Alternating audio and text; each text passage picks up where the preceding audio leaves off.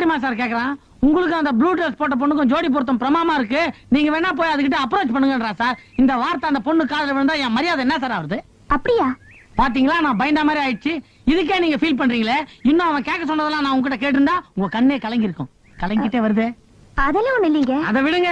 எனக்கு உங்க மேல காதல் வந்துதுன்னா நான் நேரடியா உங்ககிட்ட வந்து கேட்க போறேன், நீங்க ஓகே சொல்ல போறீங்க. உங்களுக்கு என் மேல காதல் வந்துனா நீங்க நேரடியா வந்து என்கிட்ட கேட்க போறீங்க, நான் ஓகே சொல்ல போறேன். இவன் யாருங்க நடுப்புற சுண்டக்கா மீடியேட்டர்?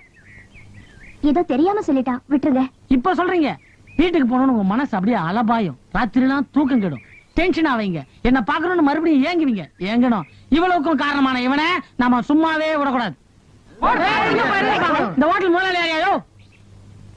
நான் தான் முதலாளி. என்னங்க கிளீன் பண்ற பையனை இந்த மாதிரி வளர்த்து வச்சிருக்கீங்க? நீங்க பேசுனதெல்லாம் கேட்டுக்கிட்டு தான் இருந்தேன். நீங்க சொல்றது ரொம்ப தப்பு. என்ன முதலாளின்றதால பையனுக்கு சப்போர்ட் பண்றீங்களா? இல்ல, நீங்க சொன்ன மாதிரி இந்த பையன் சொல்லியே இருக்க மாட்டான். ஏன்னா இந்த பையன் ஒரு ஊமை.